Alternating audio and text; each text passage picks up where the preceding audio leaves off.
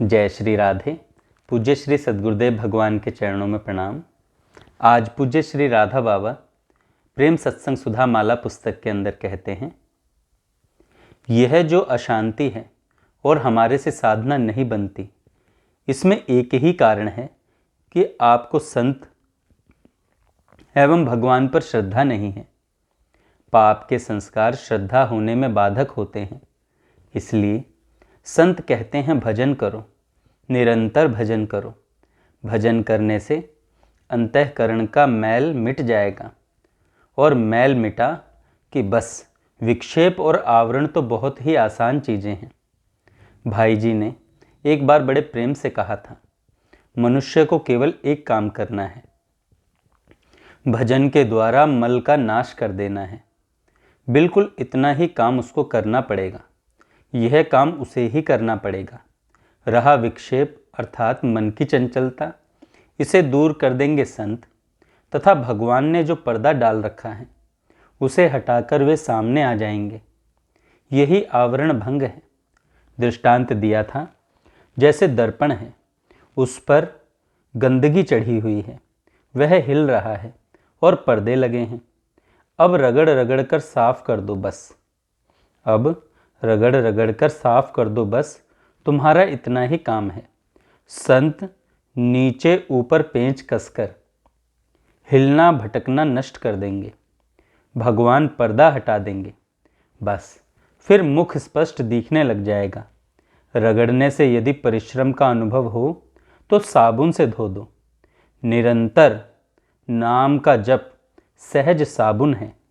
मन की मलिनता ही भगवान का आनंद नहीं लेने देती।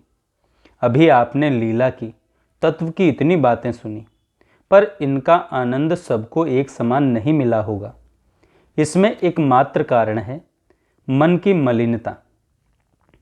जिसका मल जितना अधिक घन है, जिसका मल जितना अधिक ज़्यादा है, उतना ही इन बातों का आनंद वह नहीं उठा सकेगा।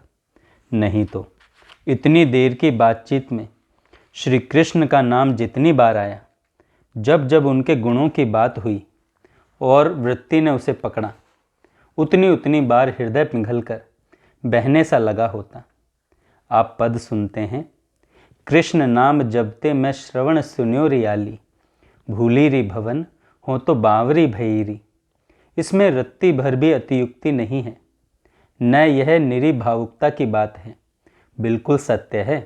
यही दशा श्री गोपी जनों की श्री कृष्ण के नाम रूप गुण की स्मृति श्रवण से हो जाती है। आंतरिक प्रेम के चिन्ह बाह्य शरीर पर प्रकट हो जाते हैं और उनका शास्त्रों में विस्तार से वर्णन है। आज भी सच्चे प्रेमियों में वे चिन्ह प्रकट होते हैं।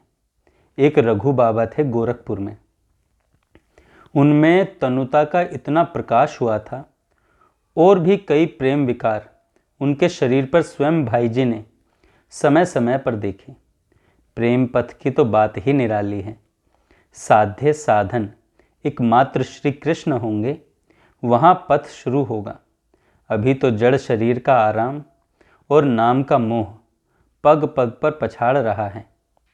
भगवान का प्रेम उत्पन्न होने पर बिल्कुल रही न काहू काम की सी दशा भीतर भीतर हो जाएगी। संसार में कोई भी आकर्षण आपके लिए नहीं रहेगा। इसकी साधना अपने आप होती है। अपने आप परिवार से, धन से, सभी प्राणियों से मोह हटकर दृष्टि निरंतर श्री कृष्ण की ओर लग जाती है। केवल श्री कृष्ण चर्चा, केवल श्री कृष्ण भजन ही जीवन का उद्देश्य नहीं, स्वभाव हो जाता है। प्रेम की इतनी पवित्र अवस्था प्रारंभ में ही होती है कि उसमें किसी प्रकार का स्वार्थ, किसी प्रकार का आकर्षण रहता ही नहीं। इसकी प्रारंभिक साधना है पर्वत की तरह दृढ़ निश्चय लेकर मन से श्री कृष्ण का स्मरण, जीभ से भजन, कानों से श्रवण और निरंतर सजातीय वासना विशिष्ट सत्संग में जीवन यापन। श्री चैतन्य महाप्रभु ने 5 उपाय बतलाए। पहला, निरंतर नाम जप। दूसरा, सजातीय वासना विशिष्ट सत्संग, तीसरा श्रीमद् भागवत का आस्वाद, चौथा श्री विग्रह सेवा और पांचवा श्री ब्रजवास।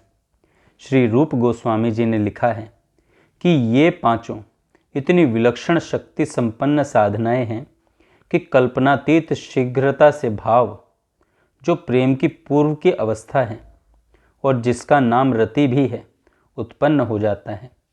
पर इसकी टीका की गई है, अर्थात जो भगवत सेवा अपराध एवं नाम अपराध से रहित है, उनमें इस साधना से एक क्षण में ही भाव उत्पन्न हो जाता है, अपराध युक्त प्राणी में नहीं। जय श्री राधे।